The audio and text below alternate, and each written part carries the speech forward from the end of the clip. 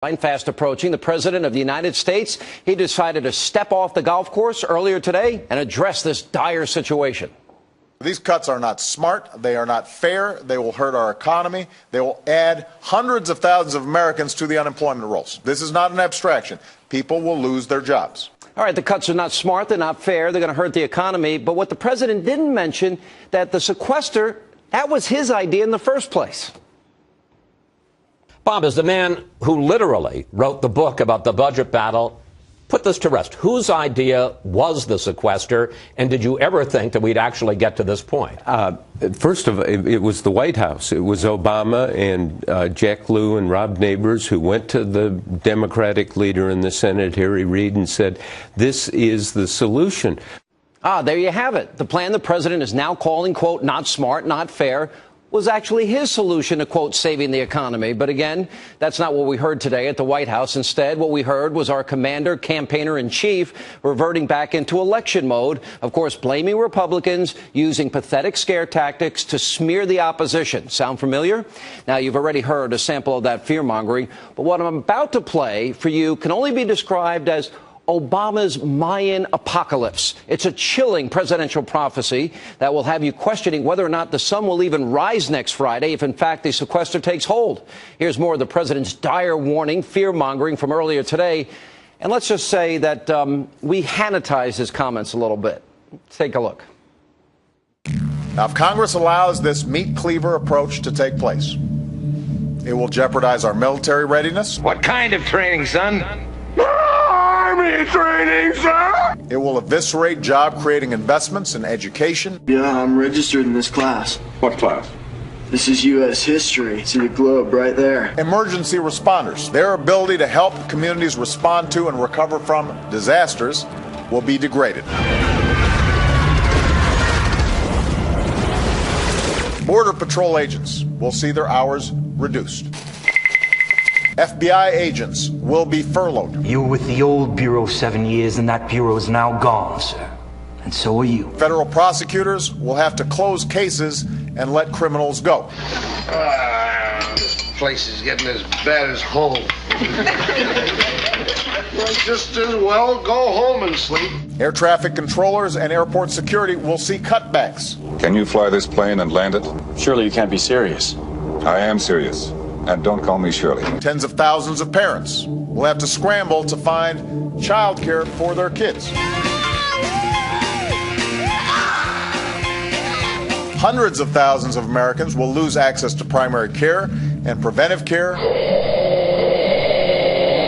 That's why Democrats, Republicans, business leaders, and economists, they've already said that these cuts, known here in Washington as sequestration, are a bad idea.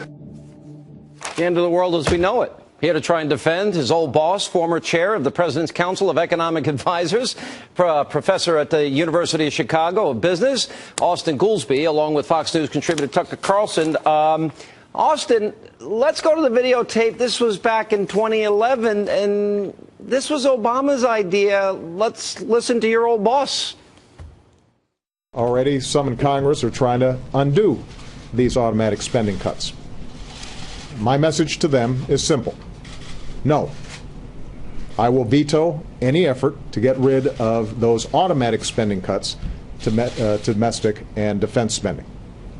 There will be no easy off-ramps on this one. Whoops.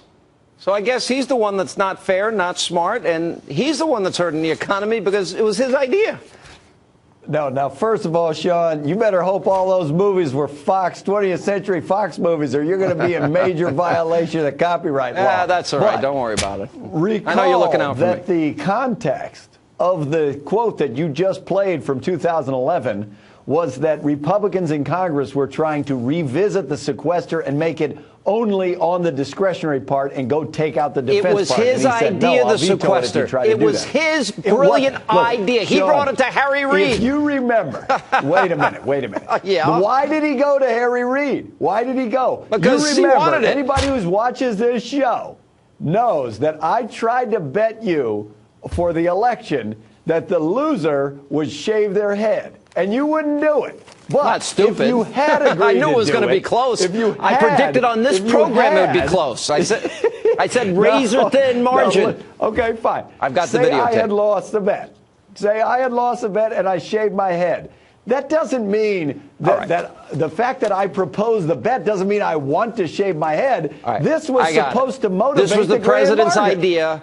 Bob Woodward said it too. Now let me go to Tucker Carlson. Tucker, I think we've just got to throw in the towel. Let me go to the president. All the scare tactics.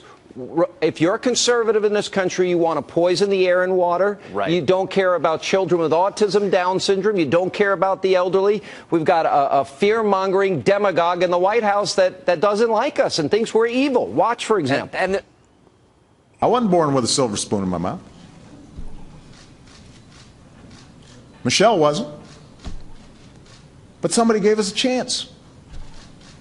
Just like these folks up here are looking for a chance. This congressional Republican budget is something different altogether. It is a Trojan horse. It is thinly veiled social Darwinism.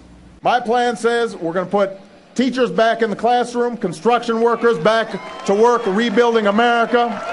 And then you got their plan, which is let's have dirtier air, dirtier water. Who are these 50 million Americans? Many are somebody's grandparents. Some are middle-class families who have children with autism or Down syndrome. These are the Americans we'd be telling to fend for themselves. Obama, president demagogue. What else can you say, Tucker? It's actually funny at this point. Well, it's remarkable. I covered him in his 2008 campaign, and I remember that one of his big applause lines was, "I'll never try and give you candy. I'll never try to pretend these are easy choices. I'll tell you the truth, even if you don't like it." And how far we have come from there to this point where, as he said today, Republicans would like nothing more than just to hurt first responders for the sake of doing so in order to help their friends in the financial services business. He actually, with a straight face, said this is a clear choice between making the rich pay more or hurting the rest of us, as if you could balance the budget on the backs of the rich. That's just a lie. As a math question, that's a lie, and he knows it's a lie, and he says it anyway. I think that's pretty low, and it's, by the way, it's a change. He didn't used to talk this way. In his first campaign, he didn't. People voted for him thinking that he was a uniter, and he has ceased trying. This is not a partisan point. Watch the tape. You know, Austin, if I'm going to use the president's standard, let's play a little word association game here.